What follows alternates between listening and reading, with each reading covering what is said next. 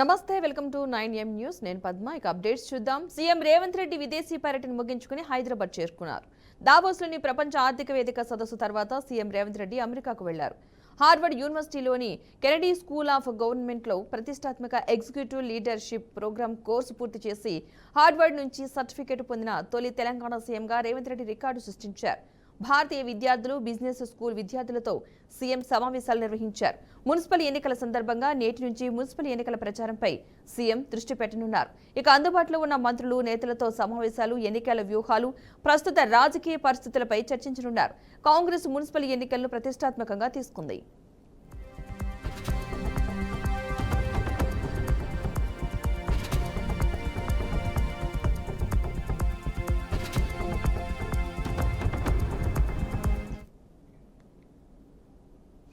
Municipal ఎన్నికల ప్రక్రియ తెలంగాణ రాష్ట్రంలో వేగంగా కొనసాగుతోంది ఇందులో భాగంగా 116 మున్సిపాలిటీలు 7 మున్సిపల్ కార్పొరేషన్లలోని 2996 వార్డులకు సంబంధించిన దాఖలైన నామినేషన్ల స్క్రూటినీ ప్రక్రియనైతే ఎన్నికల అధికారులు విజయవంతంగా పూర్తి చేశారు ఈ పరిశీలన అనంతరం రాష్ట్ర వ్యాప్తంగా వివిధ పార్టీలు స్వతంత్రుల తరపున మొత్తం 19608 మంది అభ్యర్థులు ఎన్నికల బరిలో నిలిచారు ఈ నెల 11న జరగనున్న పోలింగ్ కు సంబంధించి అభ్యర్థుల తుది జాబితా ఖరారు కావడంతో ఇది కీలక దశగా మారింది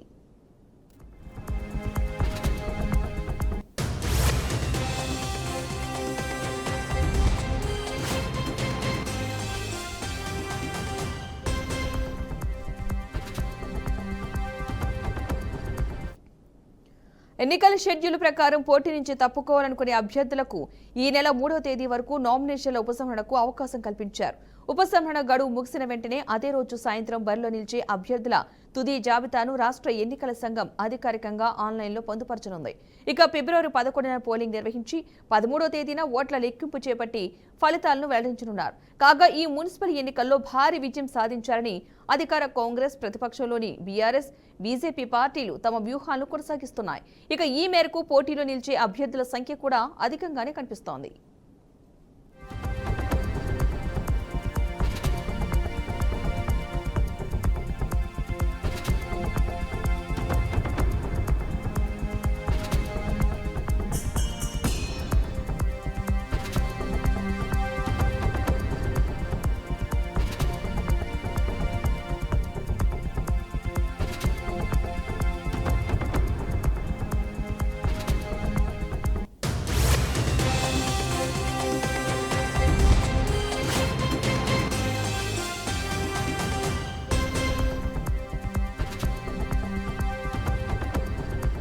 ఆంధ్రప్రదేశ్ నైపుణ్యాభివృద్ధి సంస్థ 2014-19 మధ్య చేపట్టిన సిమెన్స్ ప్రాజెక్టు నిధుల దుర్వినియోగంపై నమోదైన మనీ లాండరింగ్ కేసులో సీఎం చంద్రబాబుకు ప్రత్యక్ష ప్రమేయం లేదని ఈడీ స్పష్టం చేసింది నేరాదాయానికి సంబంధించిన ఏ ప్రక్రియలోనూ కార్యకలాపాల్లోనూ ఆయనకు పాత్ర సంబంధించిన ఆధారాలు లభించలేదని తెలిపింది మనీ లాండరింగ్ నిరోధక చట్టం కింద చేపట్టిన దర్యాప్తులో చంద్రబాబును నిందితుడిగా చేర్చే పరిస్థితి లేదని ఈడీ తెలిపింది విశాఖపట్నంలోని పీఎంఎల్ఏ కోర్టులో 2023 మే 1న దాఖలు చేసిన ప్రధాన అభియోగ పత్రంలోనూ తాజాగా సమర్పించిన అదనపు అభియోగ పత్రంలోనూ ఈ విషయాన్ని నమోదు చేసింది సిమెన్స్ ప్రాజెక్టు నిధుల దుర్వినియోగంపై 2021 డిసెంబర్లో నమోదైన కేసులో చంద్రబాబును ప్రధాన నిందితుడిగా చేర్చినట్లు విజయవాడ ఏసీబీ కోర్టులో అభియోగ పత్రం దాఖలు చేశామని ఏపీసీఐడి 2024 ఏప్రిల్లో లేఖ ద్వారా తెలియజేసిందని ఈడీ పేర్కొంది అయితే పీఎంఎల్ఏ కింద తాము నమోదు చేసిన కేసులో చంద్రబాబు పాత్రకు సంబంధించి ఆధారాలు దొరకలేదని అనుబంధ ఛార్జిషీట్లో వివరించింది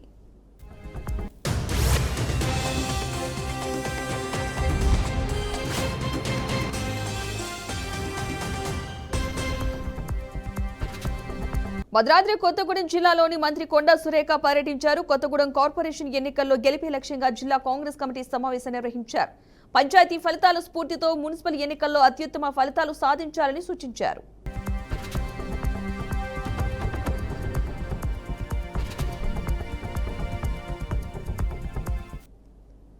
విత్డ్రా చేసుకోవాల్సిన అవసరం వస్తుంది మీరు విత్డ్రా చేసుకున్న తర్వాత ఎవ్వరు కూడా దయచేసి మనస్తాపానికి గురి కావద్దు తప్పకుండా పార్టీ మిమ్మల్ని దృష్టిలో పెట్టుకుంటుంది మరి విత్డ్రా చేసి ఎక్కడికో వెలిగిపోవడమో లేకపోతే ప్రచారంలో తిరగకపోవడమో చేయడం వలన కూడా పార్టీకి నష్టం జరుగుతుంది మీరు అభ్యర్థితో పాటు ఎవరైతే విత్డ్రా చేసుకున్నారో వాళ్ళందరూ కూడా కలిసికట్టుగా ప్రచారం చేసినప్పుడు ప్రజల్లోకి ఒక సంకేతం పోతుంది వీళ్ళందరూ కూడా ఏకతాటి మీద ఉన్నారు కాబట్టి వీళ్ళని గెలిపించాలనేటువంటి ఆలోచన ప్రజలకు కూడా వస్తుంది. కాబట్టి నేను అదే చెప్తున్నాను, రేపు ఎవరైతే విత్డ్రా చేసుకునే అభ్యర్థులు ఉంటారో తప్పకుండా మీరు మనస్ఫూర్తిగా మీ వార్డులో ఉన్నటువంటి మీ వార్డులో నిలబడేటువంటి క్యాండిడేట్ ను గెలుపు కోసం మీరందరూ కూడా కృషి చేయవలసిన అవసరం ఉందని కూడా ఈ సందర్భంగా నేను విజ్ఞప్తి చేస్తా ఉన్నాను. మరి ఎంపీ గారు చెప్పారు 20 days నేను ఉన్నాను, మరి ఇప్పుడు ఇన్ఛార్జ్ గా మరి ఇక్కడ మన వాళ్ళు ఎవరు లేరు కాబట్టి వారిని వేయడం వలన ఆయన ఉండి మరి ఈరోజు కొంత సర్పంచ్లను గెలిపించుకోగలిగారు అంటే మరి ఎవరో ఒకరు మనకు ఒక నాయకుడు అనేవాడు ముందున్నప్పుడు 100% మనకు బలం అనేది ఉంటుంది. మరి ఇక్కడ ఆయన ఉన్నారు కాబట్టి ఈరోజు మీ అందరూ కూడా మరి ధైర్యంగా ముందుకు రాగలుగుతా ఉన్నారు. కాబట్టి మరి వారు కూడా ఈ మున్సిపాలిటీ ఎలక్షన్లు కూడా మరి భుజాల మీద వేసుకొని మరి ముందుకు నడిపించే క్రమంలో మరి వారు కూడా ఇప్పుడు మనతో పాటుగా 100% ఎవరు చంద్రబాబు లోకేష్ పై మాజీ మంత్రి జోగి రమేష్ అనుచిత వ్యాఖ్యలు చేశారని ఆరోపిస్తూ ఆయన నివాసంపై టీడీపీ శ్రేణులు రాళ్ల దాడికి పాల్పడ్డారు. అనంతరం నివాసానికి నిప్పిపెట్టారు. దాడి అనంతరం ఇబ్రహీంపట్నంలో తన నివాసానికి మాజీ మంత్రి జోగి రమేష్ చేరుకుని పరిశీలించారు. కూటమి సర్కార్ ప్రజాస్వామ్యాన్ని ఖూనీ చేస్తూ విధ్వంసానికి పాల్పడిందని జోగి రమేష్ మండిపడ్డారు.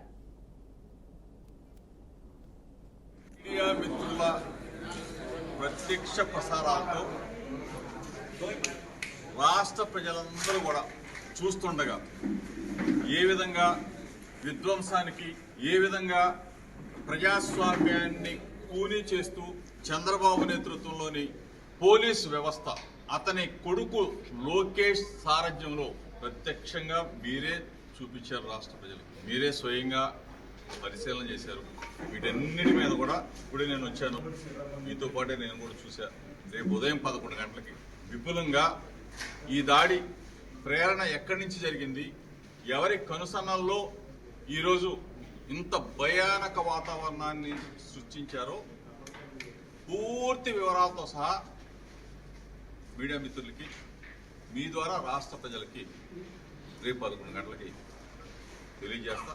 మీడియా మిత్రుల ప్రత్యక్ష ప్రసారాలతో రాష్ట్ర ప్రజలందరూ కూడా చూస్తుండగా ఏ విధంగా విధ్వంసానికి, ఏ విధంగా ప్రజాస్వామ్యాన్ని కూనీ చేస్తూ చంద్రబాబు నేతృత్వంలోని పోలీసు వ్యవస్థ, అతని కొడుకు లోకేష్ సారథ్యంలో ప్రత్యక్షంగా మీరే చూపించారు. రాష్ట్ర ప్రజలు మీరే స్వయంగా పరిశీలన చేశారు. వీటన్నిటి మీద కూడా ఇప్పుడే నేను వచ్చాను, మీతో పాటే నేను కూడా చూశాను. రేపు ఉదయం 11 గంటలకి విపులంగా ఈ దాడి మాజీ ముఖ్యమంత్రి కేసీఆర్ కు ఫోన్ ట్యాపింగ్ కేసులో సిట్ నోటీసులు జారీ చేసి విచారణకు పిలవడాన్ని నిరసిస్తూ కొత్తగూడెంలో బీఆర్ఎస్ పార్టీ ఆధ్వర్యంలో మార్కెట్ యార్డ్ నుండి నిరసన ర్యాలీ చేపట్టారు. ర్యాలీలో ఎంపీ బద్దిరాజు రవిచంద్ర, మాజీ ఎమ్మెల్యే బనమ వెంకటేశ్వరరావు పాల్గొన్నారు. ఎన్నికల కోడ్ అమల్లో ఉన్నందున ర్యాలీలకు అనుమతి లేదని ర్యాలీని పోలీసులు అడ్డుకున్నారు. రోడ్లపై ధర్నాలు చేయడం ఎటువంటి ఇబ్బందులు కలిగించమని బైక్ ర్యాలీని అడ్డుకోవద్దంటూ కొత్తగూడెం డీఎస్పీ ఆదినారాయణ, ఎంపీ బద్దిరాజు రవిచంద్ర శాంతియుత ర్యాలీ చేస్తామని విజ్ఞప్తి చేయడంతో ర్యాలీకి పోలీసులైతే అనుమతించారు.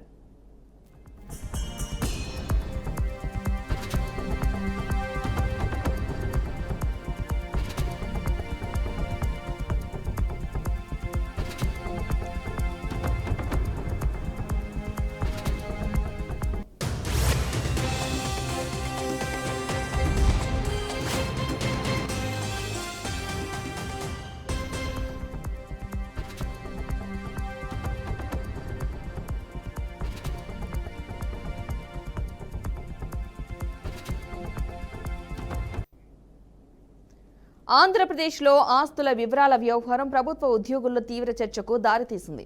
యోగి ఆదిత్యనాథ్ ప్రభుత్వం కఠిన నిర్ణయం తీసుకుని ఆస్తుల వివరాలు సమర్పించని 68,000 మంది ఉద్యోగుల జనవరి నెల జీతాలను నిలిపివేసింది. ప్రభుత్వ పారదర్శకత, అవినీతి నియంత్రణ లక్ష్యంగా ఈ చర్యలు తీసుకున్నట్లు అధికార వర్గాలు చెబుతున్నాయి. మానవ సంపద పోర్టల్లో ప్రతి ప్రభుత్వ ఉద్యోగి తమ స్థిర, చర ఆస్తుల వివరాలు నమోదు చేయాలని ప్రభుత్వం ముందుగానే స్పష్టమైన ఆదేశాలు జారీ చేసింది. ఇందుకు జనవరి 31న తుది గడువుగా నిర్ణయించింది. గడువు ముగిసేలోపు వివరాలు ఇవ్వని వారి జీతాలు నిలిపివేస్తామని హెచ్చరించినట్లుగానే చర్యలు తీసుకుంది.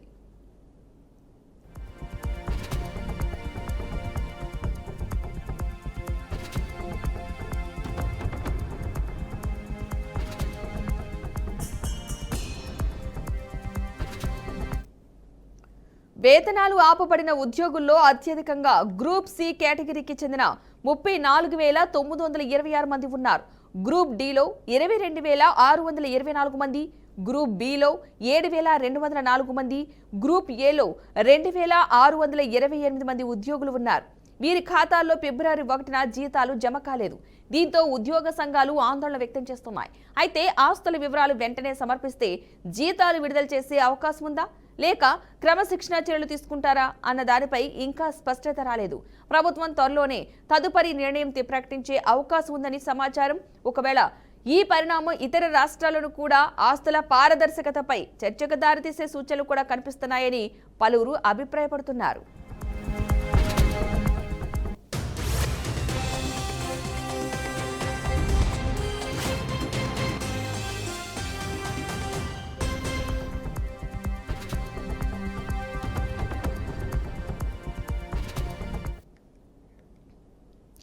T20 ప్రపంచ కప్లో భారత్లో లీగ్ మ్యాచ్ను బహిష్కరిస్తున్నట్లు పాకిస్తాన్ ప్రకటించింది. భారత్ పాక్ మ్యాచ్ ఆడుతుందా లేదా అన్న అనిశ్చితికి తెరదించుతూ టోర్నీలో పోటీ పడడానికి పాకిస్తాన్ జట్టుకు ఆ దేశ ప్రభుత్వం అనుమతి ఇచ్చింది. కానీ భారత్తో మాత్రం మ్యాచ్ ఆడబోమంటూ తమ నిర్ణయాన్ని ఎక్స్లో వెల్లడించింది. 2026 T20 ప్రపంచ కప్లో ఆడేందుకు పాకిస్తాన్ క్రికెట్ జట్టుకు పాకిస్తాన్ ప్రభుత్వం అనుమతి ఇచ్చింది. కానీ ఫిబ్రవరి 15న భారత్తో మ్యాచ్లో మాత్రం పాక్ ఆడదని పాకిస్తాన్ ప్రభుత్వం పేర్కొంది. టీమిండియాతో మ్యాచ్ను బహిష్కరించడానికి కారణాన్ని మాత్రం పాక్ చెప్పలేదు. కానీ బంగ్లాదేశ్కు మద్దతుగానే పాక్ ఈ నిర్ణయం తీసుకుందని తెలుస్తోంది.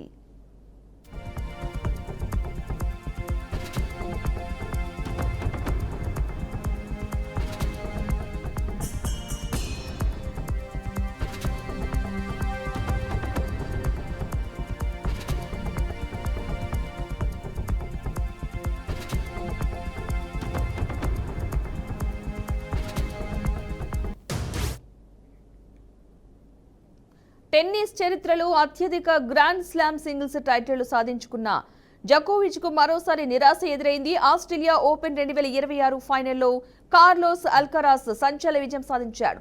మెన్స్ టెన్నిస్ లో కెరీర్ గ్రాండ్ స్లామ్ పూర్తి చేసిన అతి పిన్న వయస్కుడిగా అల్కరాస్ చరిత్ర సృష్టించాడు. ఫైనల్ మ్యాచ్ లో సెర్బియాకు చెందిన నొవాక్ జకోవిచ్ పై 2-6, 6-2, 6-3, 7-5 తేడాతో అల్కరాస్ విజయం సాధించాడు. ప్రస్తుతం 24 టైటిళ్లతో ఉన్న నొవాక్ 25వ టైటిల్ కోసం చాలా కష్టపడుతున్నాడు.